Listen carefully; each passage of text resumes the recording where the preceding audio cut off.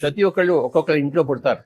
వాళ్ళు ఏ ఇంట్లో పుట్టినా సరే, ఏ పరివారంలో పెరిగినా సరే, చేరవలసిన గమ్యం ఏంటంటే సంఘం శరణం గచ్చామి. ఏ సంఘంలోకి వెళ్ళాలి వారు? సజ్జన సాంగత్యతో కూడుకున్న, ధ్యానంతో కూడుకున్న, స్వాధ్యాయంతో కూడుకున్న సంఘంలో చేరాలి వాళ్ళు. అప్పుడు వాళ్ళకి జీవితంలో అర్థం పరమార్థం తెలుస్తాయి. అంటే సజ్జన సాంగత్యం చేయాలి. సజ్జన సాంగత్యం అంటే ఏమిటి?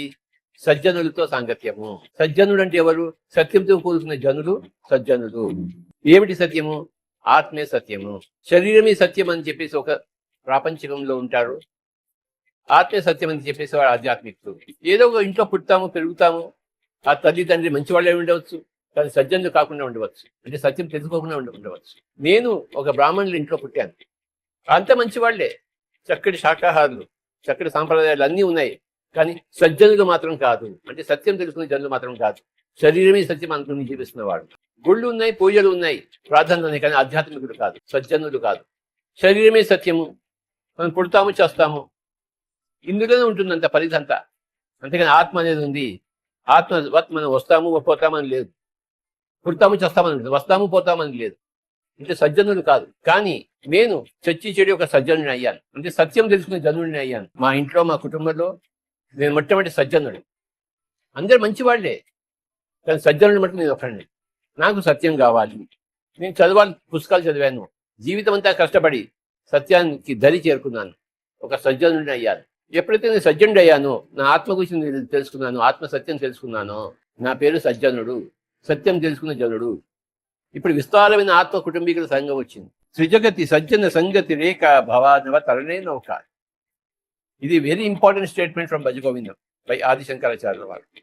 పిరమిడ్ స్పిరిచువల్ సొసైటీ మూమెంట్ ఈ సజ్జన సంగత్యానికి అంకితమైనది. విశేషమైన సజ్జన సంగత్యం మనం చేస్తాం. సజ్జనులు కాని వారి మాటలు మనకి రుచించం, చెవుల్లో పోసుకోం మనం. సజ్జనులు కాని వారి మాటలు ఈ చెవిలోంచి విని ఈ చెవిలోంచి వదిలిపెట్టేస్తాం. కానీ సజ్జనుల వారి మాటలు ఈ చెవిలోంచి విని ఈ శరీరంలో ఇంకిపోతుంది, రోమరోమము ఇంకిపోతుంది. ఈరోజు PSSM అనే దానికి ఒక కొత్త నిర్వచనం ఇస్తున్నాను. పిరమిడ్ సజ్జన సాంగత్య మూమెంట్. ఈ పిరమిడ్ మూమెంట్ సజ్జన సాంగత్యానికి అంకితమైంది. అందరి మాటలు, అందరి అనుభవాలు వింటాం మనం. అదే మన పని, అదే మన జీవిత లక్ష్యం. పిరమిడ్ మాస్టర్ యొక్క బండి సజ్జన సాంగత్యం ద్వారానే నడుస్తుంటుంది. పిరమిడ్ స్పిరిచువల్ సొసైటీ మూమెంట్ అంటే పిరమిడ్ సజ్జన సాంగత్య moment.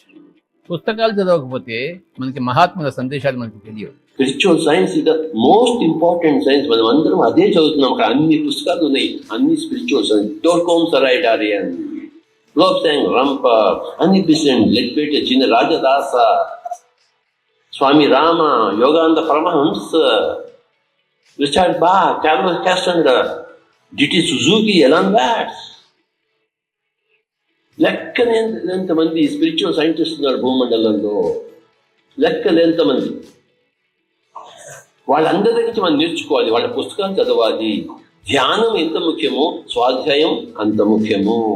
You must read, you must read, you must read, you must read, you must read, you must read. ప్రతిరోజు 1 గంట పుస్తకం చదవవలే, ప్రతిరోజు 1 గంట ధ్యానం చేయవలే, ప్రతిరోజు 1 గంట సజ్జన సాంగత్యం చేయవలే. ఒక బ్యాటరీని ఛార్జ్ చేస్తాము, తర్వాత కొన్ని గంటలు పనిచేస్తుంది, మళ్ళీ బ్యాటరీ డౌన్ అయిపోతుంది, మళ్ళీ ఛార్జ్ చేస్తాము. అలాగే ధ్యానం అంటే, స్వాధ్యాయం అంటే, సజ్జన సాంగత్యం అంటే మన ఆత్మ మనం ఛార్జ్ చేసుకుంటాము, ఎనర్జైజ్ చేసుకుంటున్నాము. ప్రతిరోజు 3 గంటలు దానికి ఇవ్వాలి. 3 గంటలు ఛార్జింగ్ పెట్టి 21 గంటలు బ్రహ్మాండంగా జీవిస్తుంది, ఆనందంగా, సంతోషంగా, ఉల్లాసంగా, శక్తివంతంగా, డైనామిక్గా జీవిస్తుంది ఈ శరీరము, మన జీవితము. అలాగే ధ్యానం అంటే charging our cells. Thank you very much.